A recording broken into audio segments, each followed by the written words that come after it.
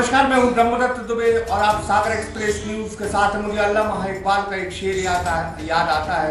खुदी को कर इतना बुलंद कि हर तकदीर से पहले खुदा खुद तुझसे पूछे कि बता तेरी रजा क्या है। सागर लोकसभा की हम बात करेंगे और बात करेंगे उन चेहरों की जो खुद पार्टी चाहती है कि आप मैदान में आए। जी हाँ, मेरे साथ श्वेता यादव है जिन्हें पार्टी का बुलावा है कि आप तैयार रहे सांसद के चुनाव के लिए। उनका बायोडाटा भी पार्टी ने चाहा। तो हम बात कर रहे हैं भारतीय जनता पार्टी की, वो भारतीय जनता पार्टी जो अड़वानी को किनारे कर देती है, वो भारतीय जनता पार्टी जो मुरली मनोहर जोशी पर कानपुर में विश्वास नहीं जता रही, वो भारतीय जनता पार्टी जो अनंत कुमार की पत्नी का टिकट काटकर ऐसे यंग चेहरे को दक्षिण भारत में अपना चेहरा बनाती है, जिससे दक्षिण भारत में भारतीय जनता पार्टी का बूम है। तो कुल लिहाज से यंग चेहरा जिसे सागर लोकसभा का टिकट मिल सकता है भारतीय जनता पार्टी के पाले से, उनका नाम है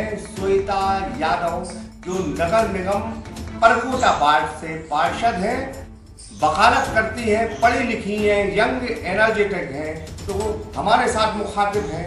पार्टी आपके बारे में विचार कर रही है और जो आज तस्वीर हिंदुस्तान में बनी है, मोदी ने बनाई हुई, ये बहुत बड़ा तबका जो है भारतीय जनता पार्टी के को पसंद करना है।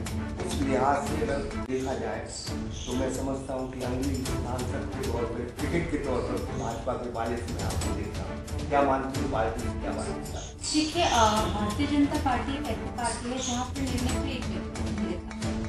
यह पार्टी का मुद्दा है। पार्टी अगर चाहेगी और अगर मुझ पर विश्वास जताए कि मेरी काबिलियत तो निश्चित ही टिकट मिलेगा। क्योंकि एक पहलू नहीं होता है, जब भी हम टिकट वितरण करते हैं तो कई सारे पहलुओं पर चर्चा होती है, बृहद चर्चा और निर्णय हमारे यहाँ बैठते होते हैं। क्योंकि यहाँ पर पार्टी ही परिवार है, इस ध्येय के साथ ही आगे बढ़ते हैं। जो भी निर्णय होगा सहर्ष स्वीकार होगा, पार्टी देगी। तो भी हमको बहुत मेहनत करनी है। अगर मेरे अलावा किसी और को भी मिलता है तो भी हमें उतनी ही मेहनत करती, क्योंकि हमारे लिए पार्टी में सीट जीतना है। अभी एक बात यहाँ ठहर गई कि अब यादव या दांगी चेहरा यहाँ से होगा, क्योंकि 75 के फार्मूले में लक्ष्मी नारायण जी फंस रहे हैं। अब उनके पास विकल्प के तौर पर श्वेता यादव बची, तो श्वेता यादव पर निश्चित तौर पर भाजपा बाजी खेल सकती है। तो उस लिहाज से कोई चर्चा हुई पार्टी से आपकी? अभी देखिए, अंततः जब बात टिकट वितरण की आती है तो जाति एक आधार हो सकती है, और भी चेहरे होंगे, अलग अलग जातिगत समीकरण है, पर हमारे लिए महत्वपूर्ण समीकरण नहीं होता। जाति एक सेकेंडरी चीज हो सकती है, पर प्रथम स्तर पर हम यही देखते हैं कि कार्यकर्ता जिसके बारे में हम टिकट देने का सोच रहे हैं वो कितनी मेहनत कर सकता है, उसमें खुद में कितना कैलिबर है, और अगर उन फॉर्मुलेज में फिट हो जाते हैं तो फिर पार्टी विचार करती है। जाति कभी, भारतीय जनता पार्टी कभी भी धर्म और जाति के आधार पर राजनीति न करती है और ना हम आगे चलेंगे। इस तरह की कभी हमारी ना मानसिकता रही है पार्टी की, और हम कोशिश करते हैं कि सभी वर्गों को साथ में, सभी जातियों। तो कुल लिहाज से अगर हम देखें तो हरिनारायण यादव यहाँ के जनसंघी नेता रहे हैं और उनकी बेटी हैं, तो ये वकालत कर रही थी, सिविल जज की तैयारी भी कर रही थी, लेकिन पिता की बहुत स्नेही बेटी है, पिता का हल्का सा निमंत्रण आया और तैयार हो गई भारतीय जनता पार्टी के सिपाही बनने के लिए। पार्षद का चुनाव लड़ा और पार्षद भी बनी। तो कुल लिहाज से अगर सांसद की बारी आती है तो वो पिता की लाडली बेटी क्या कमाल दिखाएगी इस लोकसभा में, ये तो बात अलग तय होगी। लेकिन अगर मौका देती है पार्टी तो क्या लक्ष्य लेके आप सागर लोकसभा में? जी, मैं पार्षद का चुनाव नहीं भी लड़ती और उनके बंदा 2008 में चुनाव प्रचार उन गाँव में घूमते हुए मैंने, आज भी मेरे रोंगटे खड़े हैं, मैंने ऐसे ऐसे दृश्य देखे। मुझे शिक्षा का अभाव जो लगा, आज भी जो गाँव के अंदर शिक्षा का अभाव है, जिस स्तर की शिक्षा होनी चाहिए वो आज भी नहीं है। मेरा पहली प्रायोरिटी, मेरा पहला कदम होगा वो शिक्षा को बेहतरीन करने के लिए होगा। मैं चाहूँगी जैसे सागर में 4 केंद्रीय विद्यालय हैं, हमारे तहसील और ग्रामीण स्तर तक मैं वो केंद्रीय विद्यालय ले जाऊँ। दूसरा, जो शिक्षक हैं हम उनकी क्वालिटी कैसे बेटर कर सकते हैं। शिक्षक विश्वविद्यालय जरूर, क्योंकि डॉक्टर सर हरि सिंह गौर का सपना था कि सागर शिक्षा के वो मुकाम छुए देश में जो हम बाकी कॉलेज या यूनिवर्सिटीज के खुलते हैं तो मैं चाहूँगी शिक्षक विश्वविद्यालय डॉक्टर हरि सिंह गौर के साथ में विश्वविद्यालय के साथ बने या अलग से बने, लेकिन वो बहुत ज़रूरी है। यहाँ शिक्षक को हम अच्छा शिक्षक, बेहतर शिक्षक बनाने की ट्रेनिंग दे पाएँ। उसके बाद एक इंडस्ट्रियल कॉरिडोर बहुत ज़रूरी है। बमौरी से लेके वाया मकरोनिया, तो बाईपास है भोपाल बाईपास, उसको 4 लेन तक कनेक्ट करके हम एक इंडस्ट्रियल कॉरिडोर बनाना चाहेंगे। एक कृषि कॉरिडोर भी बहुत अच्छा बन सकता है, क्योंकि खुरे और बीना की जो ज़मीन है, इतनी उपजाऊ ज़मीन है। हमारा खुरे का गेहूँ पूरे देश में विश्व प्रसिद्ध है। तो मैं चाहूँगी कि वो पूरा जो बेल्ट है, हम किसानों को उन्नत खेती और जैविक खेती की ज़्यादा से ज़्यादा ट्रेनिंग दे पाएँ और उस पूरे बेल्ट पे कृषि कॉरिडोर के रूप में हम डेवलप करें।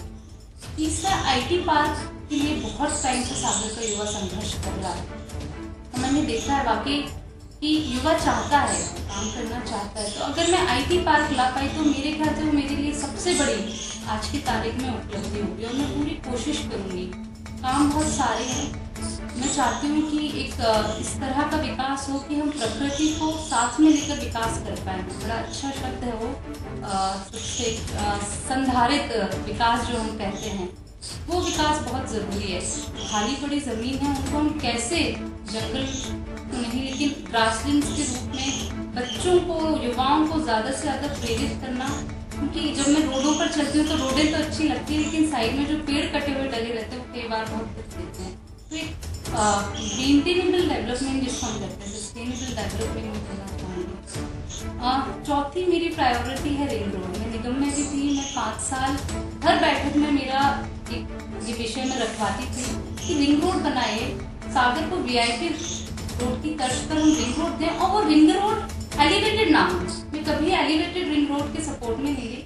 आप वार्डों को कनेक्ट करिए और जितनी भी हमारी 8 विधानसभाएं हैं उसमें इस तरह का विकास चाहिए मुझे। एक स्टेडियम हो जो नेशनल लेवल का नहीं तो स्टेट लेवल का स्टेडियम हर विधानसभा के मुख्यालय में हो।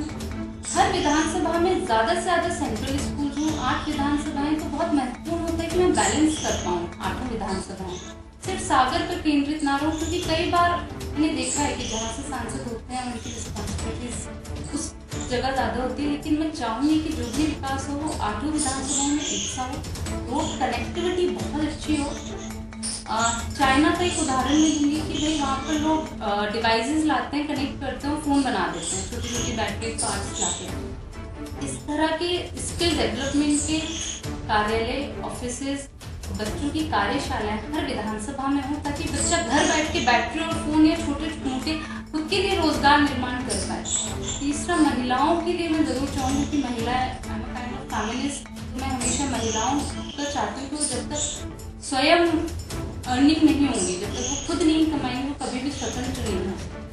तो ज़्यादा से ज़्यादा स्वयं सहायता समूह है या जितनी भी कॉर्पोरेट सोशल रिस्पॉन्सिबिलिटीज़ के थ्रू हमारे यहाँ इंडस्ट्रीज या कंपनीज काम कर रही हैं, उनका ज़्यादा से ज़्यादा महिलाओं के। बहुत बहुत धन्यवाद आपका। तो कुल लिहाज से लोहिया साहब कहते हैं कि जिंदा कौमें 5 साल तक इंतज़ार नहीं करती, लेकिन अगर यही प्रक्रिया एंटी इनकम्बेंसी की होती है तो उससे सत्ता भारतीय जनता पार्टी की चली जाती, सत्ता कांग्रेस की भी चली जाती। लेकिन अगर फ्रेश और शिक्षित चेहरे हो तो जाहिर है एंटी इनकम्बेंसी न सत्ता को झेलनी पड़ती है न ही पार्टी को। तो कुल लिहाज से एक शिक्षित महिला ने, युवती ने ललकार दी है कि लोकसभा में वो एक जानदार और एक शानदार और जुनून जो उन्हें अपने पिता से सीखा है और जो बेटी अपने पिता से सीखती है, शायद दुनिया में कभी असफल नहीं। सागर